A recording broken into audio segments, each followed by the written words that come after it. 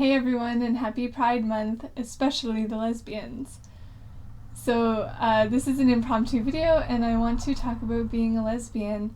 This has been quite an amazing journey for me. I am so grateful that I have arrived at this truth about myself and that I live in my truth every day. I'm very lucky in where I live that it's pretty unacceptable to be an asshole about gay people. There's a lot of really subtle homophobia.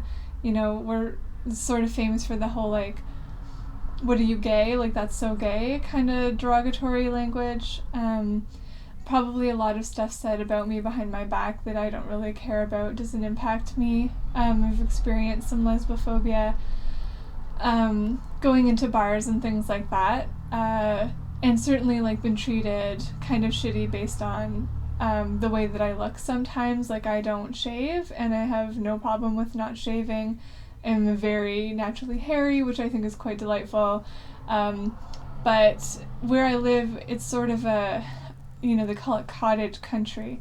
And in the summer, our population quadruples, so it brings a lot of people to the area who I don't know, because this is kind of a small town. I know a lot of people in the winter months. So in the summer months, all of a sudden there's all these people here in large groups, often young people, very much a drinking culture.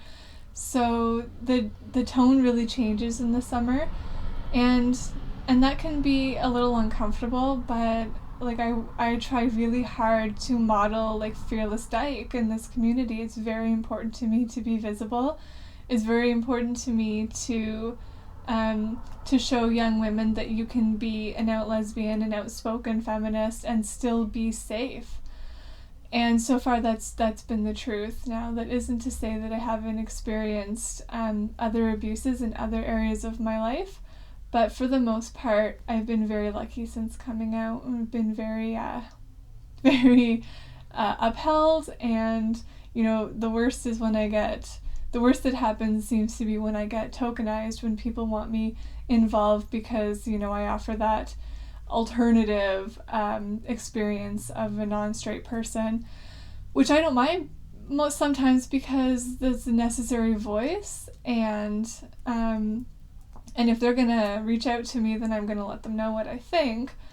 But sometimes it can be frustrating because it's like, do you actually value my input, or are you just ticking some boxes? So that can be a little annoying. But we have a really good feminist community here. I don't actually have, which is really sad, like I don't actually have the biggest lesbian community. I don't know really where they are, so I feel really lonely and isolated a lot of the time. So I think one of the key things that a lot of lesbians have in common is loneliness and alienation. I see it online all the time, which is where I get most of my support and feedback and interactions with other lesbians, and thank goodness for that, because I can't imagine what I would do otherwise. Like, I would be driving, I'm sure, to another town or city to be visiting gay bars, and I don't really like to drink, so that's kind of complicated. So I'm, like, one of my dreams is definitely to find the lesbians, let them find me, and that's part of why being visible is very important to me too, because I'm, signaling myself to my people, and I need my people to survive. So I guess I was 25 when I came out. I was actually in a relationship with a man. I have had 2 relationships with men, and one of them was very long term, and the second one was really, really shitty, and I completely lost my sense of self in that relationship, and was basically just along for the ride in my own life, and there were many other issues. And it only took me a month, I think, from the first thought of like, wow, like I don't think I was ever supposed to be with men at all, to, oh wow, I've been a lesbian all along. It was a really, what's the word, when you look into yourself? Introspective journey in that time, and I invested wholeheartedly into it to actually find out, like, is this who I am? Have I been wrong about me? Have I been so brainwashed by the dominant culture that said that I was going to end up married to a man with kids, that I didn't consider that I may be wrong about myself. And it was quite shocking, I think, in some ways, for me, as someone who considered themselves more or less self-aware, to have this kind of fly under my own radar. It was really weird, and it was like, I don't know if it was like I became a lesbian or if I was a lesbian all along and I just didn't know it, or if I woke up. It feels like that sometimes, like I was just sleeping through my life, and then as soon as I figured this out, everything changed for me. My connection with myself completely changed, my relationships changed, my spirituality changed, my eating habits changed, vegetarian, attempts at vegan, and my relationship with alcohol changed. My volunteer work and my writing, like everything was impacted by this key central fact that I now knew to be a fact. So that was really scary for a while and really wonderful, and I was already a radical feminist, and I kind of came out to my mom, and I was like, I love women. Like, I love women. I want to be with women. I'm spending my life with women. A woman. And my mom said, oh, I know, like, thinking I was talking about, like, the feminist way of loving women. And I had to get pretty explicit, like, no, Mom, like, I'm telling you that I'm a lesbian. And it was kind of funny, like, it was almost like she would have said, like, oh, like, the feminist got another one kind of thing.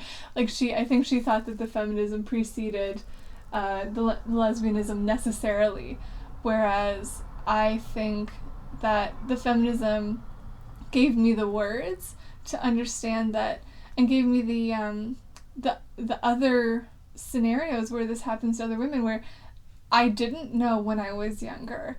And it's actually a much more common story than I ever thought. I think it's becoming less and less common, thank goodness, because women are allowed to kind of explore these ideas and thoughts, not just, in their own, to themselves, but publicly and communicatively with other girls. And because it's so much more acceptable now, like, thank you for accepting. You're so generous to allow women to love women, fuckers. But thank goodness for younger people that maybe they can figure this shit a little bit earlier and avoid some really awful stuff. But for me, it wasn't like that. For me, I was a lot more like the older lesbians who didn't come out until after a marriage or after having kids, or like, in their 40s, which is very common.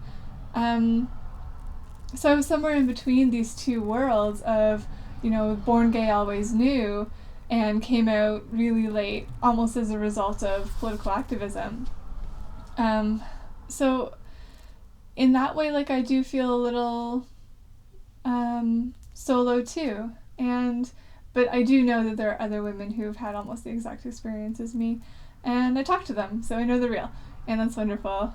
So what else can I say about it? I love being a lesbian so much. I love our inside jokes. I love our passion. I love the things that we bring to the table are so unique. Our respect and our the way that we talk to each other, the way that we have these things in common, the way that we just see the world very differently. It's really special to me. It's really important. And I think the way we all have this sort of, like, not all of us, but certainly many of us have that sort of political drive to us, like this idea that this is unjust, the way women are treated and the way lesbians are treated, and we need to change it. And we're really interested in creating a world that looks very different for women and girls. And I am fully invested in that path also. I'm single, hit me up. And I haven't, I've had I guess what you would call them would be like attempts at relationships, but unfortunately, like, not everyone that I would like to be with is in a place where they can be with me, emotionally, literally, like distance-wise, whatever. Where they are in their life doesn't align with where I am in my life, and it's really important to me to have foundational things in common with another woman in order to have a relationship with her. So I combat with my loneliness all the time. Like, wouldn't it be nice to just be with someone? Wouldn't it be nice to just come home with someone? But I think the root of that is actually feeling uncomfortable with myself, feeling like I'm not enough, and feeling like another person will somehow complete me or heal me, make me a better person, which could very well be true. That would be nice. But it's okay to wait. It's okay to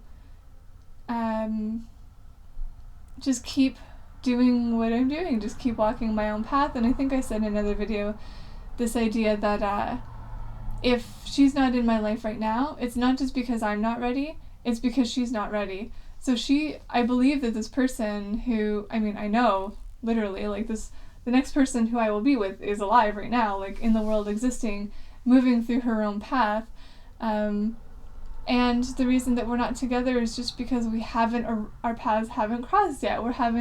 We haven't become right for each other yet, and that's what we're both working on. I think that's a really beautiful spiritual way of looking at the connectivity between women. And also, a psychic told me that I would be 33 when I found the love of my life, so I am 31 now. So I got 2 years to become even more awesome of a person, and then obviously I can fall in love. And funny things like that they just keep me hopeful. I'm looking for someone who I can really fight this battle with, and I'm really excited to meet that person one day. But until then, like, I'm having a lot of fun as a lesbian in this culture, and I loved going to Mishfest. I love going to the London Lesbian Film Festival. I'm hoping to go to another one this summer, and exploring women's land and things like that. Like, there are places for me right now that are waiting for me as a lesbian to arrive, like home. So the other thing that informs my lesbianism is separatism. I do consider myself to be a separatist. I am invested in women's liberation. I think that I like matriarchy now. I do think that women are deserving of our own space. I think that we thrive amongst ourselves and our peers. I think lesbian love is joyous and good and pure and holy, all of those wonderful things. I am going to create a women's land cooperative, maybe here where I live. I'm not sure yet. I'm hoping someone will give me a huge plot of land and I can start to build on it, and I'm going to build a tiny house. And I'm reading Circles of Power, which is an excellent analysis of the Oregon Women's Land Trust, and what those lesbians went through. Like, they were pioneers. They didn't have running water or heat or electricity, and they were in the bush, and that's a hard life. I envision something a little bit different. I envision Wi-Fi to start with, and I think that we've come so far. I mean, in the 70s, push for separatism was almost 50 years ago. These women have written so much. There's so much archives of this journey. We don't need to reinvent the wheel. We have all of their agreements and their journeys through governance and all of that. Like, we don't need to recreate all of that, but we need to merge it with technology in a safe and viable and sustainable way. So that does mean off-grid, but it doesn't mean without power, because I do think that it needs to be accessible to all women. So when I say lesbian separatist, I envision the core of this group are lesbians. They are the foundation. They are the driving force. They are almost always the ones who stay to the end if these lands get opened up to the wider population. And from there, it's women only. So that's sort of my dream and my goal. Everything that I've been working toward is creating a safe space for vulnerable women, especially lesbians, anyone who wants to be there. And I think that this is actually like these sort of cells of separatist space are going to be a real saving grace in what's to come, because I don't think women are safe. And I would love for this to be a safe place for women to come to, but also a model for other communities. And this isn't to say like this is that what I want to create is the only one. There are many of these. Seek them out, because they're quite special. And if you can get there, then I recommend that you do and spend some time on women's land, because it's changing. It's changeable. Like, it changes you.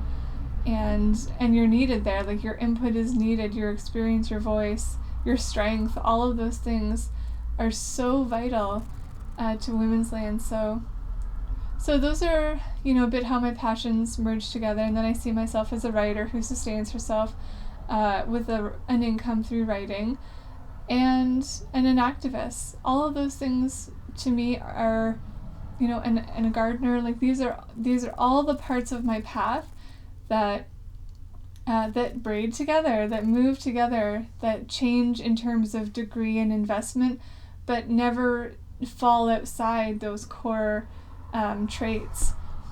So that's a bit about me for Pride Month. And I hope that lesbians continue to fight for our voice in this community, because we are losing it. We are being pushed out.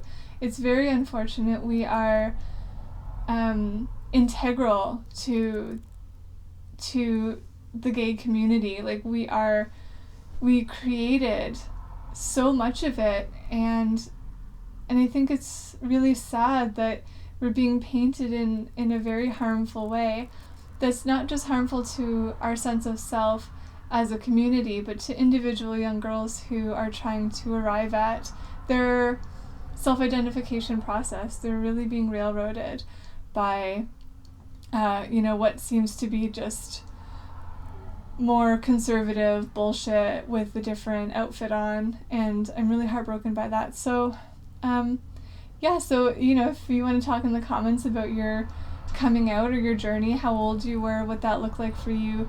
Were you born this way? Did you awaken? Did you unravel? What did your journey look like for you? Thank you so much for watching, and I hope you have a super lesbian day. Thanks.